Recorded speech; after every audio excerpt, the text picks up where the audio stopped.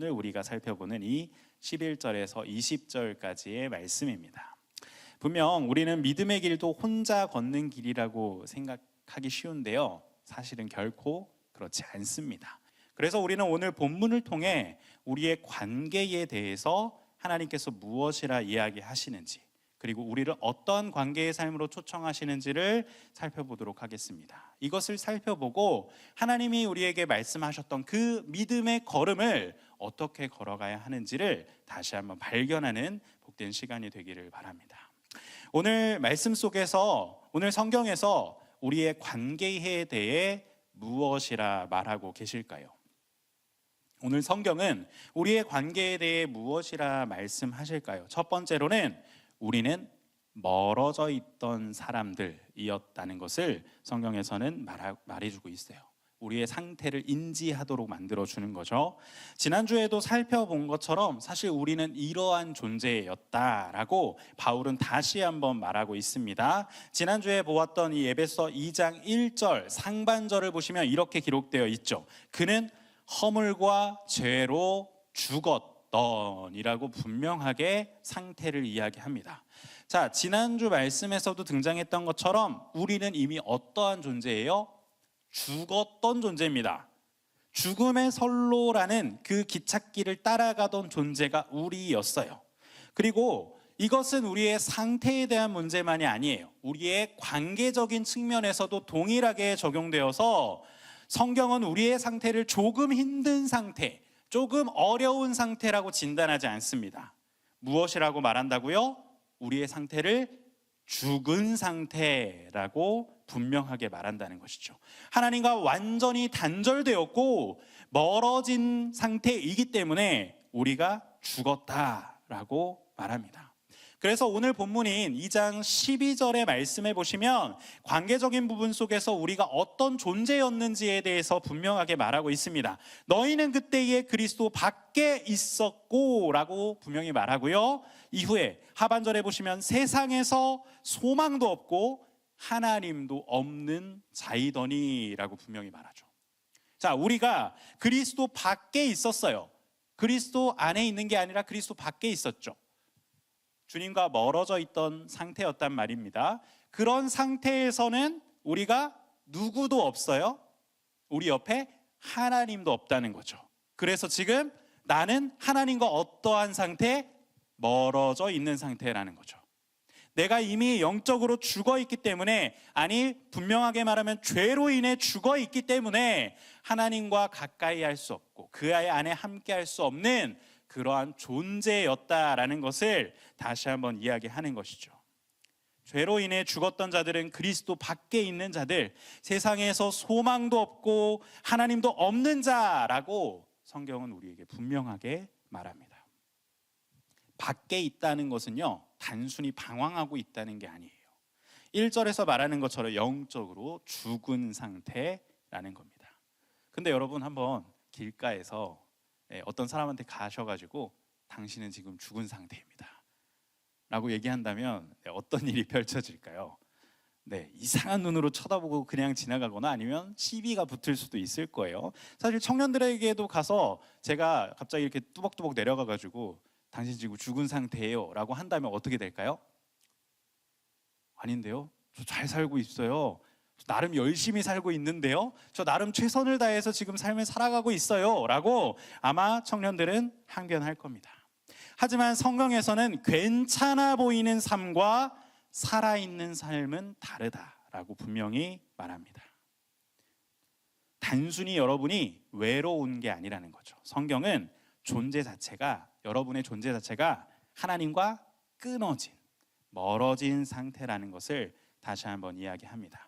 그래서 팀 켈러 목사님의 탕부 하나님이란 책에는요, 죄는 단순히 나쁜 행동이 아니라 하나님으로부터 멀어져서 스스로 살려고 하는 상태다라고 팀 켈러 목사님이 말씀하시거든요. 1절에서 말한 것처럼 허물과 죄로 죽었기 때문에 우리 스스로가 하나님으로부터 어떻게 하고 있는 거예요? 멀리 떨어지려고 합니다. 멀리 떨어져 살아가려고 해요. 아니, 그런 존재예요, 우리는. 이런 관계의 모습은 하나님과의 관계뿐만 아니라 사람과의 관계에서도 영향을 미치고 있는 겁니다.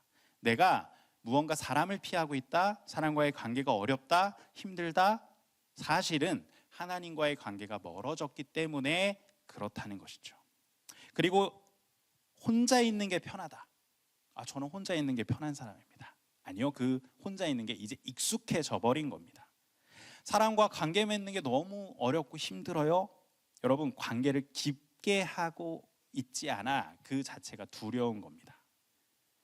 우리 스스로가 자꾸 벽을 세우는 거죠. 우리가 타락했기 때문에 그 결과로 우리는 멀어짐을 선택하게 되는 겁니다. 주님을 믿고 있지만 너무 바빠서, 아니면 내가 너무 분주해서 하나님과 가까이 하기 힘듭니다 라고 여러분이 항변할지도 모르겠습니다. 그런데요, 고든 맥도널드의 책인 내면 세계의 질서와 영적 성장의 책에 이 부분이 아주 잘 나타나거든요.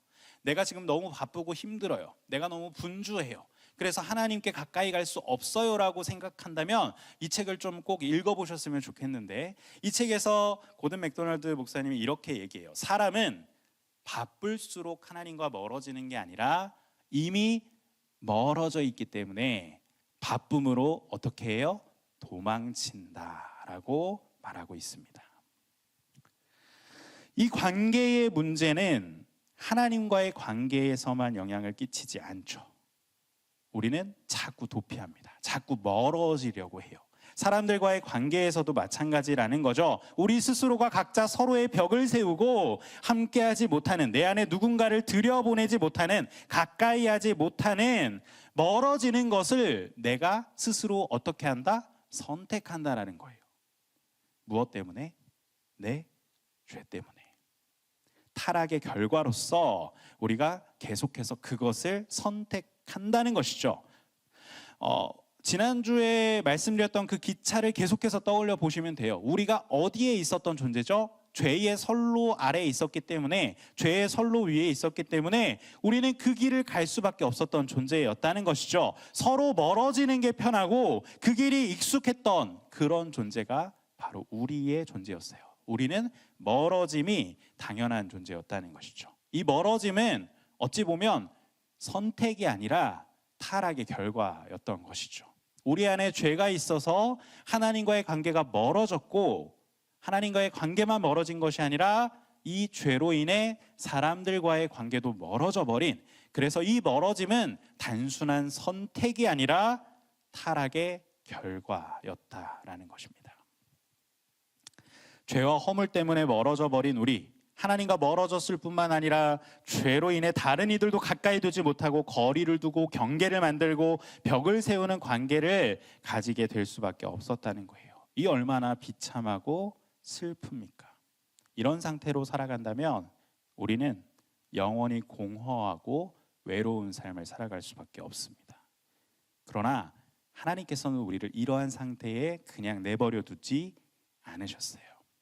오늘 말씀 속에서는 그래서 하나님께서 우리를 어떠한 삶으로 초청하시는지를 분명히 말씀하고 계시는데요. 하나님께서는 우리를 어떤 관계로 초청하시냐면, 두 번째로 우리는 막힌 담이 허물어진 사람들이다 라고 성경은 분명히 알려주고 있습니다.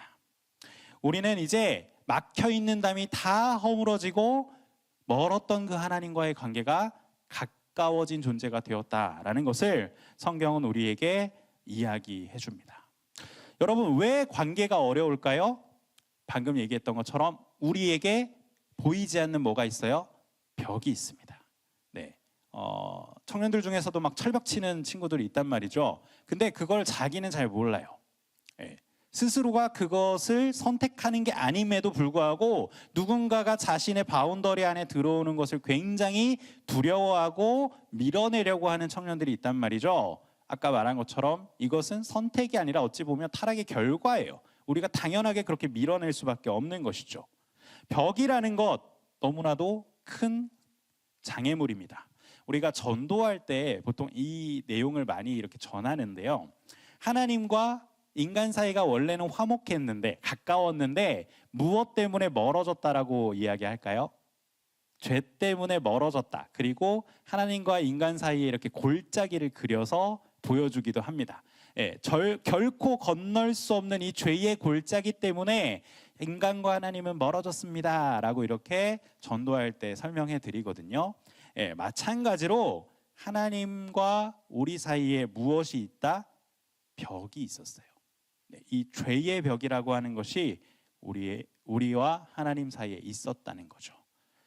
우리가 죽어있던 존재였기에 하나님과의 담이 세워졌고 우리는 하나님께로 나아갈 수 없는 존재가 되었다는 것이죠. 그런데 하나님께서 이 관계를 깨뜨리시기 위해서 아주 강력한 비속어로 하면 오한말을 준비해 놓고 이 벽을 아주 때려 부시십니다.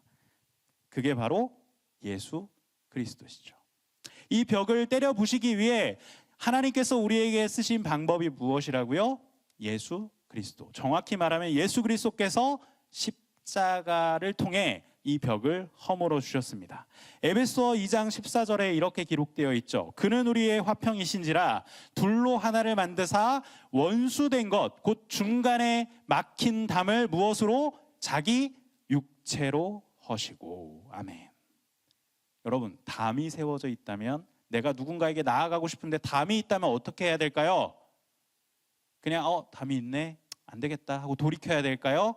아니죠. 내가 꼭 나아가야 된다면 그 담은 어떻게 해야 해요? 없애야죠. 무너뜨려야죠. 그것을 하나님께서 하신 겁니다. 하나님께서 예수 그리스도의 육체를 통해 그 막힌 담, 죄로 인해 막힌 담을 허시고 멀어져 있던 존재인 우리를 하나님과 하나가 되게 하셨다라고 분명히 말하고 있어요. 무엇을 통해?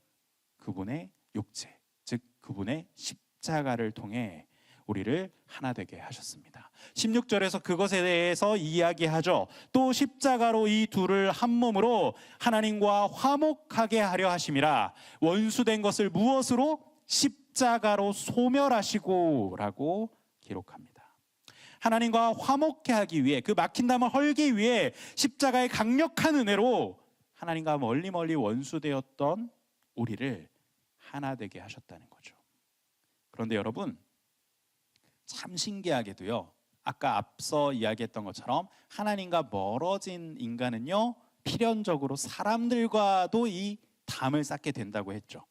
성경의 유대인들만 봐도 그들이 아주 높은 담을 쌓는 것을 우리는 발견하게 됩니다. 유대인들 자신들이 선민이라 여겼죠. 선택받은 자라고 여겼어요. 그래서 자신들을 제외한 나머지 사람들에게 무엇을 쌓아요?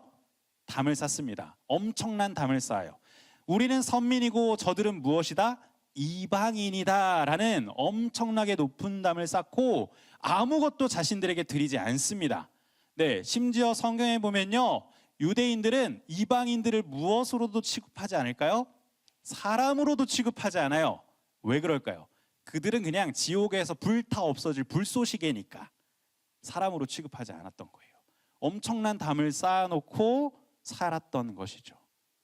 그런데 여러분, 우리라고 다를까요? 우리라고 다른 모습일까요? 우리 안에도 참 많은 담들을 여러분이 쌓아놓고 살죠. 교육부서를 거쳐온 청년들이라면 아마 잘 알 수 있는 찬양일 텐데요. 어린이 찬양 중에 미움 다툼 시기 질투 버리고 우리 사랑해. 여기에 보시면 사실 우리가 쌓고 있는 담들을 다 얘기하고 있어요. 뭘 쌓고 있어요? 미움의 담을 쌓습니다. 나는 저 사람이랑 안 맞아.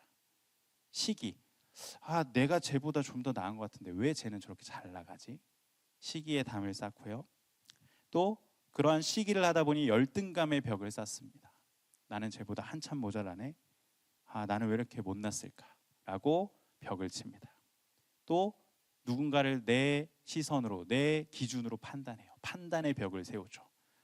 쟤는 나랑 어울릴 만한 레벨이 아니야. 그렇게 벽을 세웁니다.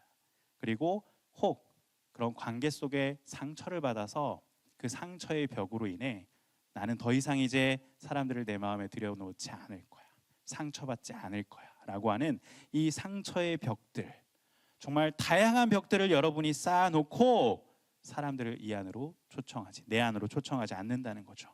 그래서 이러한 벽 때문에 적당히만 친해지고 그냥 절대 깊어지지 말자, 괜히 상처 받지 말고 상처 주지도 말자라고 그렇게 생각하고 있다는 거죠. 아니, 그렇게 생각하지 못해도 여러분이 인지하지 못한 그런 벽들이 여러분들과의 관계를 가로막고 있다는 거예요.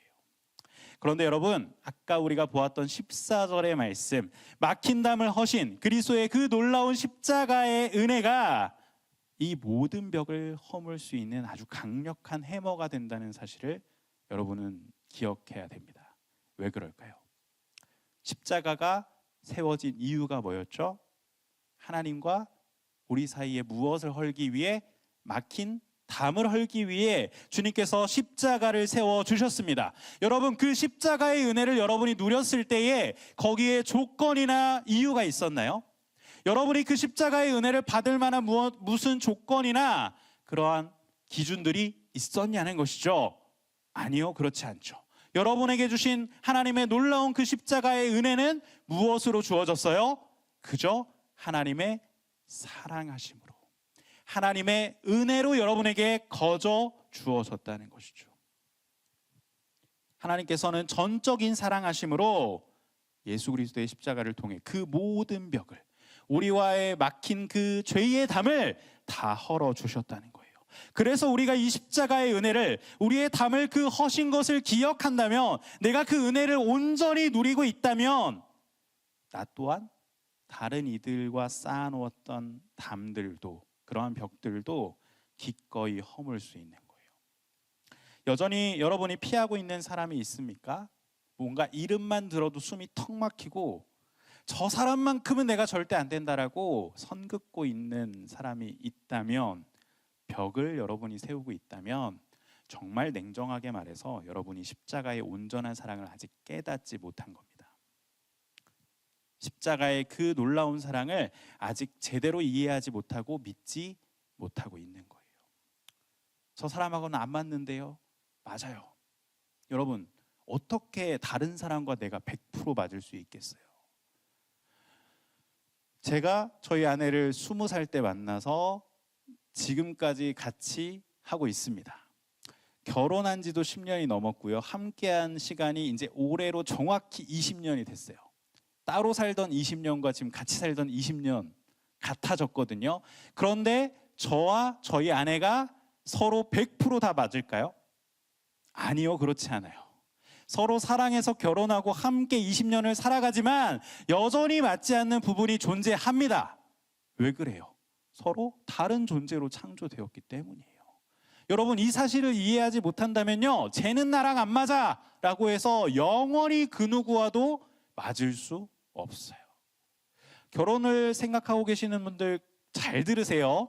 여러분이 뭔가 조건을 다 세워놓고 맞는 사람을 찾겠다, 꿈 깨십시오. 그런 사람은 없습니다. 아니, 그런 사람처럼 보여서 결혼했는데 그렇지 않는 경우도 있다니까요. 나랑 100% 맞는 사람은 아무도 없어요. 상처받기 싫어요. 상처가 너무 커서 저 이제 상처받지 않으려고 관계하지 않을 거예요. 벽 쌓을 거예요.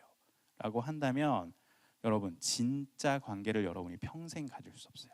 사실 내가 누군가 관계를 맺는다는 것은 서로 상처를 줄 수도 있고 상처를 받을 수도 있는 거예요. 왜 그래요? 우리는 본질상 죄가 있고 실수할 수 있는 존재이기 때문이죠. 하지만 그 사이에 무엇만 없다면, 벽만 없다면 서로 이해하고 용서하고 사랑해 줄 수 있어요. 누구처럼?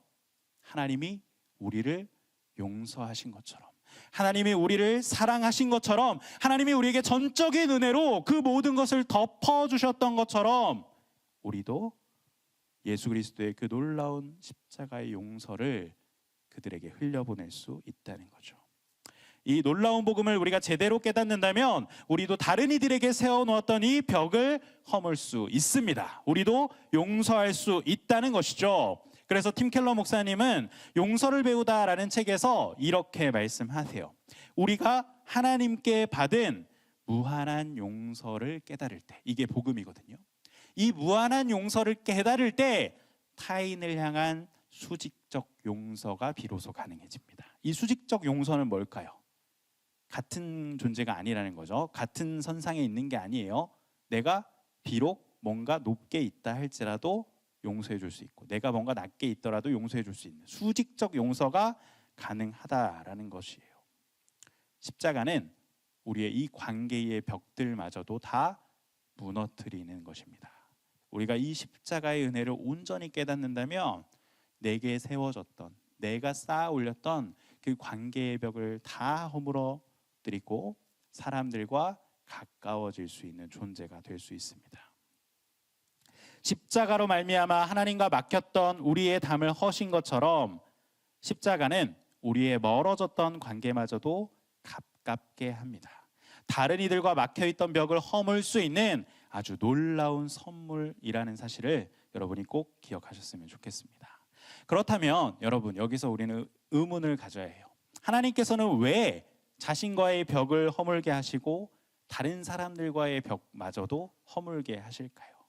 그 이유에 대해서 오늘 본문에서는 세 번째로 이렇게 말하고 있습니다. 우리는 함께 세워지는 사람들이기 때문이죠. 하나님께서 그러한 관계로 우리를 초청하시고 하나님과의 벽을, 사람들과의 벽을 허물게 하시는 이유는 무엇이다? 우리가 이제는 함께 세워지는 사람들이기 때문에. 지난주 설교와 이어서 생각해 본다면 이제 우리는 홀로 걷는 자가 아니라 어떻게 하는 자이기 때문에 함께 걷는 자이기 때문에 주님께서는 이 모든 관계들을, 이 모든 벽들을 허물게 하시는 거예요. 너무나도 유명한 말씀이 오늘 본문 안에 있고 어찌 보면 이 말씀이 오늘 말씀의 결론이에요. 믿음은 결심이 아닌 걸음이라고 했는데 우리는 단순히 홀로 걷는 게 아니라 함께 걷고 있으며 함께 주님의 성전을 세워가는 존재임을 바울은 오늘 강조하고 있다는 것이죠. 우리 19절에서 22절까지의 말씀, 좀 긴 말씀이지만 우리 한 목소리로 함께 읽어볼까요? 시작. 그러므로 이제부터 너희는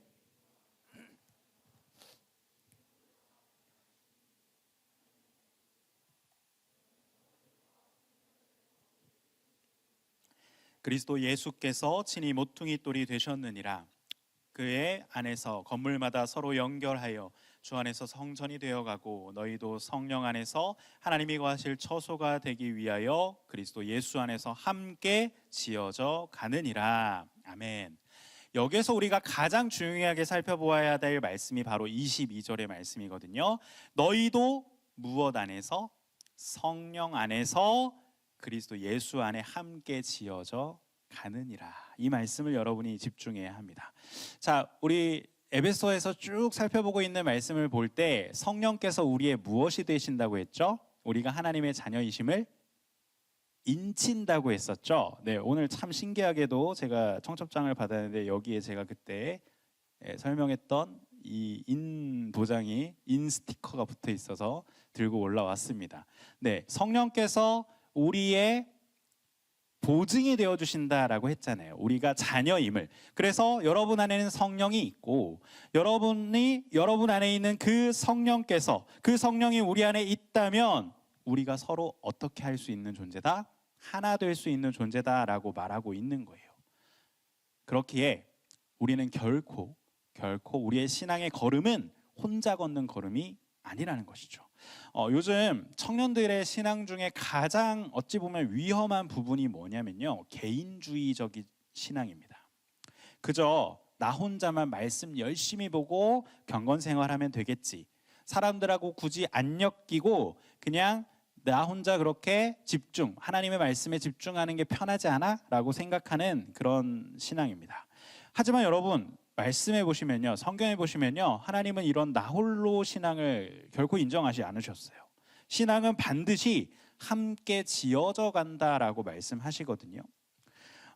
보네포 목사님은 성도의 공동생활이라는 책에서 이렇게 경고를 하세요.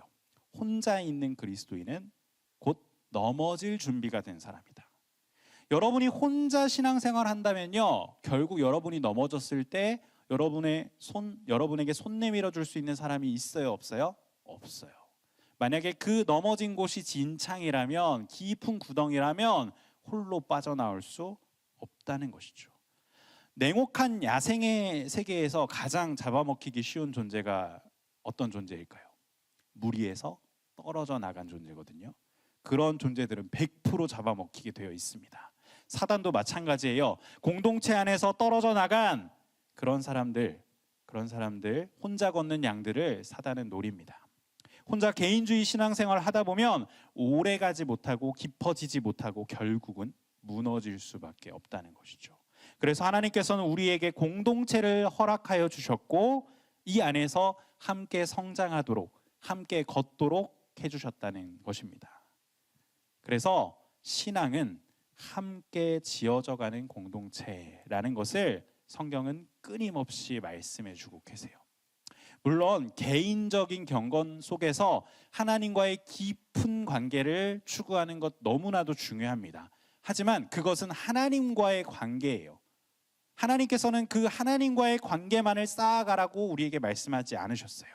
너희는 어떻게 하라? 성령 안에서 그 한 성령 안에서 함께 지어져 가라라고 분명히 우리에게 명령하셨다는 것이죠. 함께 지어지는 공동체로 함께 걸어가야 한다는 것입니다. 믿음의 길은 결코 홀로 걷는 길이 아니에요.